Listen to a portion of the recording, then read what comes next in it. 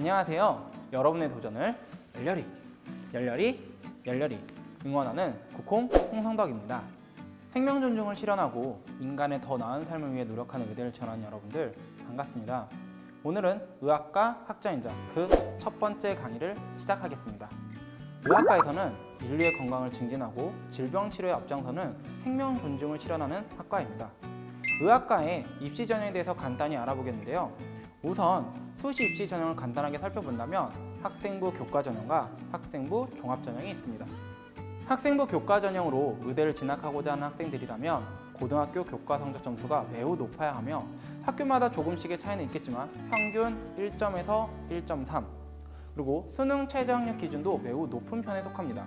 세계 영역 합이 4 그렇다 보니 의대를 진학하는 것이 쉽지가 않겠죠. 하지만 여러분들에겐 학생부 종합전형이 있습니다. 생각보다 많은 대학들이 학생부 종합전형에서 여러분들이 부담스러워하는 수능 최저 부분을 반영하지 않는다는 것을 앞선 표에서 확인했을 것입니다. 수능 최저 기준이 없는 것만으로도 이미 학생부 종합전형은 가 전형인 것이죠. 그렇다면 학생부 종합전형에서 중요한 것은 무엇일까요? 학생부 종합전형의 중요한 점은 얼마나 그 학과에 관심이 많고 관련된 활동을 많이 했는지가 중요한 평가 수단이 됩니다. 그렇기 때문에 의대의 교육 과정과 배운 내용들을 확인하고 그에 맞는 활동들을 해야겠죠. 먼저 교육 과정에 대해서 살펴보겠습니다. 의학과 2년 동안 기초 수업을 배우게 되고 의학과에 진학하여 4년 동안 전공과 관련된 내용들을 배우게 됩니다. 이렇게 6년간의 과정을 마치고 나면 의사 국가고시 시험을 치르게 됩니다.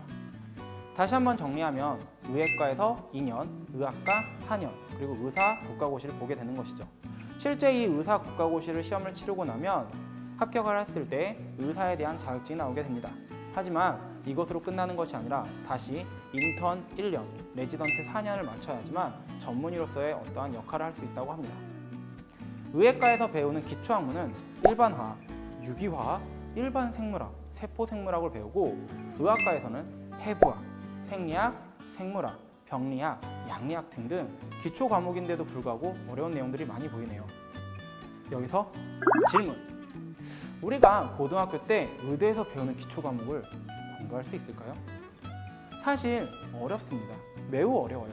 그렇다면 우리는 우리의 생기부에 어떻게 전공 접합성의 내용을 채울 수 있을까요? 고민이 되실 여러분들을 위해 제가 한 가지 예를 통해서 설명해 드리겠습니다. 우리는 매년 가을에서 겨울이 될 때 독감 예방주사를 맞습니다. 예방주사란 불활성화되어 있는 감염 능력이 없어졌거나 또는 약화된 병원체를 항원이라고 하죠. 체내에 주사하여 신체가 그에 대한 항체를 형성하게 하여 이후 해당 질병에 대한 면역을 가지게 하는 행위를 의미합니다. 즉, 약화된 항원을 이용해 항체를 만들어 병에 대해서 저항력을 만드는 것입니다. 그런데 이 내용 어디서 배운 내용이지 않습니까? 바로 고등학교 시간에 배웠던 생물 시간에 배운 항상성의 원리와 면역 체계에 대해서 공부한 학생들이라면 항체, 항원이라는 단어가 낯설지 않을 것이라고 생각합니다. 여기서 저는 호기심이 하나 생겼습니다. 우리가 배운 내용은 항원에 의해 항체가 생기고 면역성이 생겼을 텐데 왜 우리는 매년 독감 예방주사를 맞아야 하는 것일까요? 그것은 바로 독감 바이러스가 매년 변이를 일으켜 다른 형태의 바이러스로 재탄생하기 때문입니다. 그래서 매년 세계보건기구 WTO에서는 그 해에 유행할 독감 바이러스를 예측하여 그에 맞는 백신을 개발합니다. 다만 WTO에서 예상한 바이러스가 유행했을 시에 백신은 굉장히 효과적일 수 있지만 만약 다른 종류의 바이러스가 유행했을 시에는 백신의 효용이 떨어진다고 합니다. 자, 여기까지 우리가 매년 예방주사를 맞는 이유를 아셨나요? 중요한 건 예방주사가 아니라 여기까지 오게 된 과정입니다. 자, 하나씩 다시 정리해 보겠습니다. 첫 번째입니다. 배경지식 확인입니다. 우리는 생물 시간에 항상성과 면역이라는 부분을 배우게 됩니다. 이 부분에 배운 내용은 몸에 항원이 들어오게 되면 항체가 형성이 되어 앞으로 동일한 질병에 걸렸을 때 빠른 치유가 가능하다는 것을 배우게 됩니다.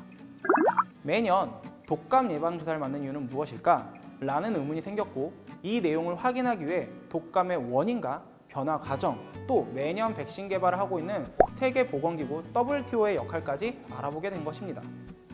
세 번째, 개인 목표 설정입니다. 앞으로 여러분들이 독감에 대한 면역 체계를 만들어내고 싶다는 개인의 목표를 담은 보고서를 작성하여 생물 시간에 발표해 보는 것입니다. 추가로 내가 궁금했던 또는 자료를 찾아볼 때 알고 싶었던 내용들을 관련된 독서 활동과 함께 해준다면 더욱 좋습니다. 예를 들어 김우주 저자 이기적인 바이러스 플루와 같은 독서 활동까지 추가하신다면 생기부의 내용이 훨씬 알차지지 않을까요? 자, 여기서 제가 여러분들에게 추천해드릴 영화가 한 편 있는데요. 김성수 감독의 감기라는 영화입니다. 독감과 관련된 영화인데요. 이 영화를 보면서 위에서 정리한 내용과 비교해보며 보시면 영화가 한층 더 재미있게 느껴질 수 있을 것 같습니다. 학종으로 대학 가는 길, 러닝폰과 쿠콩이 함께 하겠습니다. 이 강에서는 봉사활동과 체험학습, 유용한 사이트에 대해서 안내해드리도록 하겠습니다. 다음 시간에 만나요. 안녕. Learning Phone